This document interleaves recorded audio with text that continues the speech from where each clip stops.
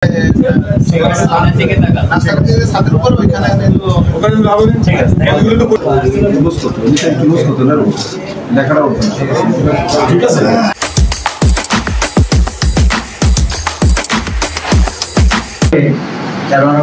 জিনিসটা আমাদের পূর্ণতা পাইতো। এটা আমার বোধহয় একটু মিস্টেক হয়েছে, ভাবছি তো রনক ভাইকে ভুলেছি, কিন্তু এখন মাথায় আসছে যে বোধহয় বলিনি। কিছুক্ষণ আগে ফোন দিলাম, বললো যে আমার 20 মিনিট দেরি হবে। ধন্যবাদ আপনাদের সকলকে উপস্থিত হওয়ার জন্য। আমাদের মাঝে উপস্থিত আছেন আমাদের মনিরুজ্জামান, আমার বন্ধু, এবং মান্নান ভাই। উপস্থিত আছেন মুক্ত দাদা, যিনি সামাজিক কর্মকাণ্ডের সাথে সম্পৃক্ত রাখে এবং একটি প্রতিষ্ঠানের প্রতিষ্ঠাতা এবং নির্বাহী পরিচালক। আমাদের মাঝে উপস্থিত আছেন আমাদের তরিকুল ভাই, সুইমিং ক্লাব ফেডারেশনের সম্মানীয় সাবেক নির্বাহী সদস্য, যিনি বিভিন্ন এই ধরনের কাজের সাথে গুণান্বিত একজন মানুষ। আমাদের মাঝে উপস্থিত আছেন আপনারা যে মানুষটির কথা শুনলেন। এই সাঁতার প্রতিযোগিতায় কিন্তু তার অনেক সহযোগিতা আছে, সবারই আছে, কিন্তু তার সহযোগিতা আছে এই যে ব্যান্ড পার্টি, লাঠি খেলা সহ বিভিন্ন কর্মকাণ্ড সহযোগিতা দিয়ে জায়গা ঠিক করা, জায়গা রেডি করা, এই সমস্ত কাজের জন্য সহ বিভিন্ন কাজ সে সহযোগিতা করছে। আমাদের মুকুল ভাই, কাঞ্চননগর মডেল স্কুল অ্যান্ড কলেজের সম্মানীয় সভাপতি।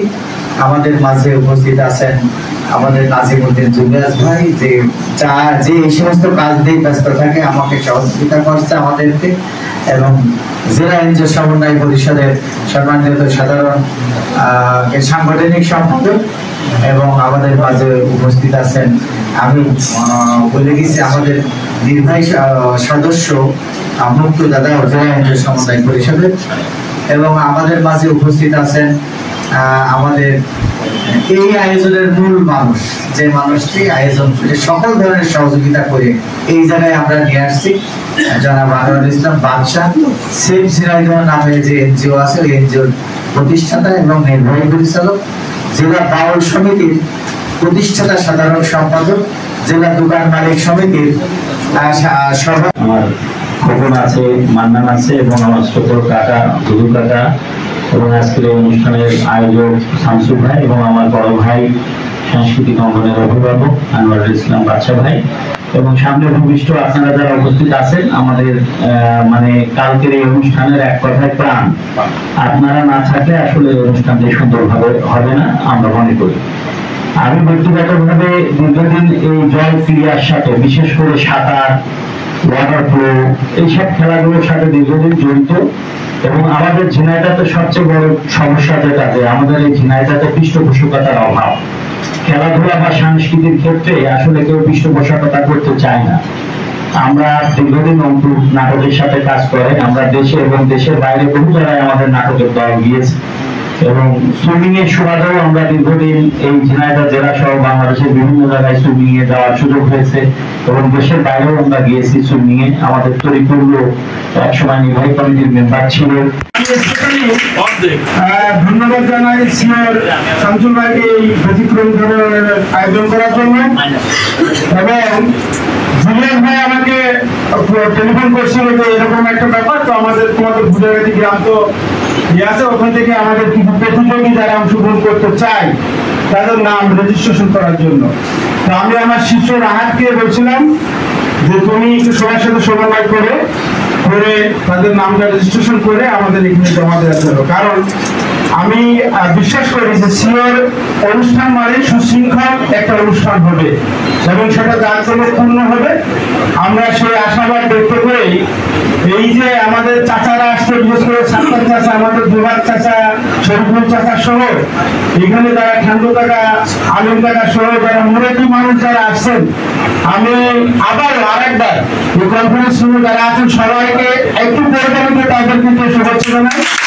এবং সাথে সাথে শুধু ভুটিয়াগাছি গ্রাম নয়, এই প্রতিযোগিতায় যারা অংশগ্রহণ করছেন, চাকলাপাড়া অন্য গ্রামে যারা প্রতিযোগী আছেন, সবাই সুন্দর এবং সুশৃঙ্খল ভাবে এই অনুষ্ঠানটা শেষ করার জন্য আমরা আহ্বান করব।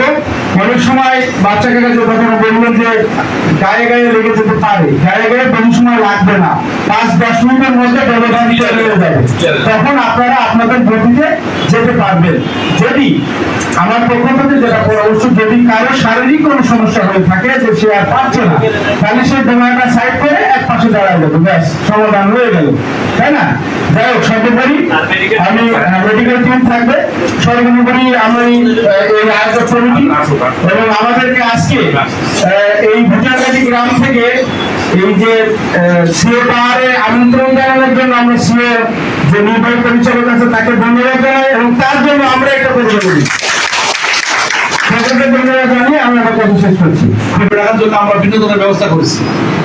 এই মন্ত্রপুর ব্রিজের এখানে বাউল গান হবে, আমার বাউল সংগঠন আছে, বাউল শিল্পীরা সারাদিন গান করবে অনুষ্ঠানে, ধোঁয়া ছেড়ে দেওয়ার আগ পর্যন্ত। লাঠিয়াল বাহিনী আছে, তারা লাঠি খেলা করবে, এই মাথায় লাঠি খেলা করবে, উদ্বোধন করে দেওয়া হয়, এই গ্রুপ ওই মাথায় চলে যাবে, যতক্ষণ ঢোকা না পৌঁছাবে ততক্ষণ গান বাজনায় ওই পারে গান করবে উপরের আমাদের শিল্পীবৃন্দ ধোঁয়াগাড়া ব্রিজে, আর ওখানে এই লাঠিয়াল গ্রুপ আবার চলে যাবে, যাতে মানুষ অধৈর্য না হয়। লাঠিয়াল গ্রুপ ভাই ঠিক করেছে, আরেকটা ঠিক করেছে, পাল্লা হবে, লাঠিয়ালদের পাল্লা হবে, সন্তানের পাল্লা হবে। তো আমরা খুব আনন্দ মুখর অনুষ্ঠান হবে। এই ঢুকাবাসকে কেন্দ্র করে দেখেন কত কিছু হয়ে যাচ্ছে, গান বাজনা হয়ে যাচ্ছে, লাঠি খেলা হয়ে যাচ্ছে, হ্যাঁ, মানুষের একটা মিলন মেলা হয়ে যাবে। তো এটা একটা ঐতিহাসিক ঘটনা জেনার জন্য। এর আগে আমরা দেখি সাঁতার প্রতিযোগিতা, নৌকাবাস, এত বড় নৌকাবাস কিন্তু আমি দেখিনি কোনোদিন। আপনারা কি দেখেছেন? যত বড় হচ্ছে এত বড় হয়নি, হয়তো ছোটখাটো হয়েছে। তো এইটা শেষ করার জন্য, সম্পূর্ণ করার জন্য আপনাদের অংশগ্রহণ এবং আপনাদের সার্বিক সহযোগিতা দরকার। লাগবে আরেকটু